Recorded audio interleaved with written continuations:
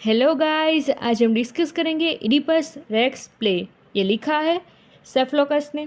Guys, इस play के ऊपर से साइकोलॉजिस्ट ने साइकोलॉजी में एक सिद्धांत दिया है जिसे हम इडिपस कहते हैं। यानी एक एज होने के बाद बेटे को मदर और बेटी को फादर पसंद आने लगते हैं। दोस्तों, इस प्ले में बेटा अपने पिता को मारकर माँ से शादी कर लेता है, लेकिन इसमें वो बेटा जिम्मेदार नहीं है, ना ही उसकी मदर जिम्मेदार है, क्योंकि ये प्ले ये साबित करना चाहता है कि नसीब में जो लिखा होता है वही होता है, इसे कोई बदल नहीं सकता। ज़्यादा टाइम वेस्ट ना करते हुए शुरू करते हैं ये प्ले। मेनली इसमें 4 कैरेक्टर है। पहला है लेइस, दूसरा है जोकास्ता, तीसरा है इडिपस और चौथा है एक ओरेकल। यहाँ लेइस किंग है और जोकास्ता क्वीन है। लेइस किंग है थेब्स नाम के एक स्टेट का और उनका बेटा है इडिपस। और ओरेकल यानी ज्योतिषी जो भविष्यवाणी करता है वो।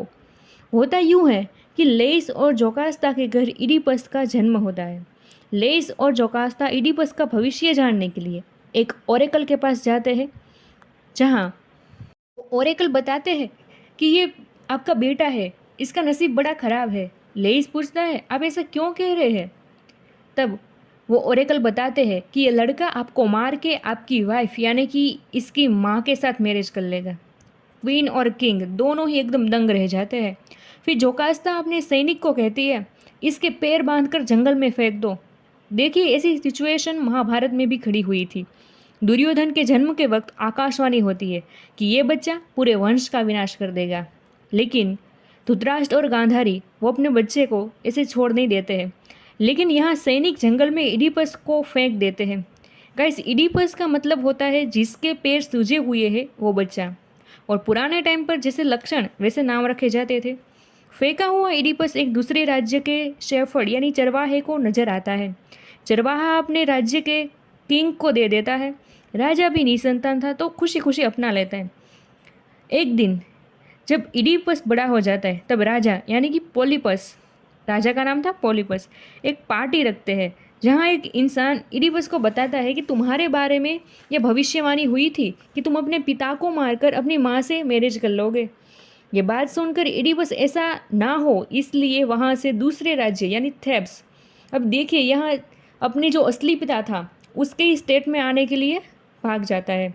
रास्ते में एक स्पाइनिक्स यानी ऐसा राक्षस माना जाता है जिसका बॉडी है वो लायन का, फिर विंग भी उसे होती है पक्षी की तरह, और जो मुंह होता है वो इंसान के जैसा होता है।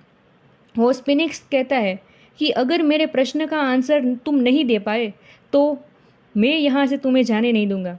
वो पूछता है कि ऐसा कौन सा क्रिएचर है। ये पूछता है स्पिनिक्स, पूछता है किससे? इडिपस से पूछता है कि ऐसा कौन सा क्रिएचर है जो जब छोटा होता है तब 4 पैर पर, बड़ा होता है तब 2 पैर पर, और बहुत बड़ा हो जाता है तब 3 पैर पर चलता है। अब यहाँ सिर्फ इडिपस के अकेले की जान दांव पर नहीं लगी, बल्कि पूरे थेब्स की प्रजा वहाँ मौजूद थी।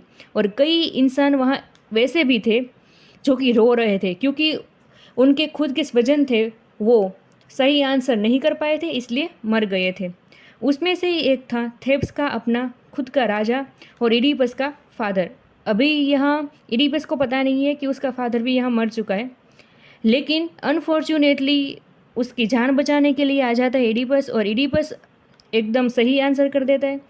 गाइस, मुझे कमेंट में बताना कि उसने क्या आंसर किया होगा। थेब्स के लोग बच जाते हैं और स्पिनिक्स इडिपस को वही जंगल में स्पिनिक्स के कहने से उसने अपने फादर को भी मार दिया था, क्योंकि उस टाइम पर उसे पता नहीं था कि वो जिसे मार रहा है वो उसका फादर है। अब थोड़े सालों के बाद अपनी माँ से उसे चिल्ड्रन भी होते हैं, लेकिन उसके थोड़े समय बाद पूरे थेब्स में अचानक प्लेग फैल जाता है। कई लोग मर जाते हैं, कई लोग एकदम बुरी ज़िंदगी जी रहे हैं।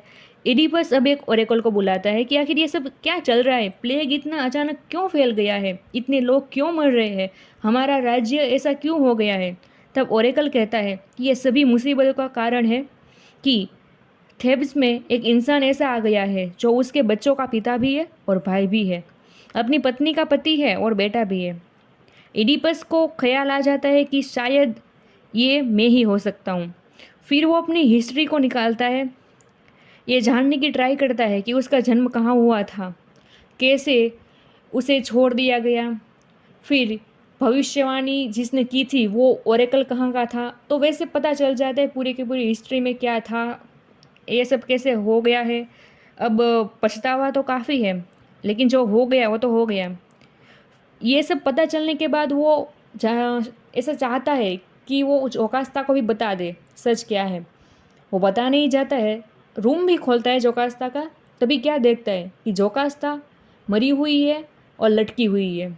फिर काफ़ी पछतावा होता है, दुख भी होता है काफ़ी, वो रोने लगता है। और फिर थोड़े समय के बाद पहले जैसे जोकास्ता के पति और इडिपस के फादर राज्य चलाते थे, वैसे ही वो शासन चलाने लगता है और स्टोरी यहीं ख़त्म होती है। गाइज़, अगर आपको ये स्टोरी पसंद आई हो या फिर एक्सप्लेनेशन पसंद आया हो तो इस चैनल को सब्सक्राइब कर दीजिएगा, क्योंकि इस चैनल पर इंग्लिश लिटरेचर की शॉर्ट स्टोरीज़, नॉवेल और पोएम्स डिस्कस होती रहती है। Thank you for watching.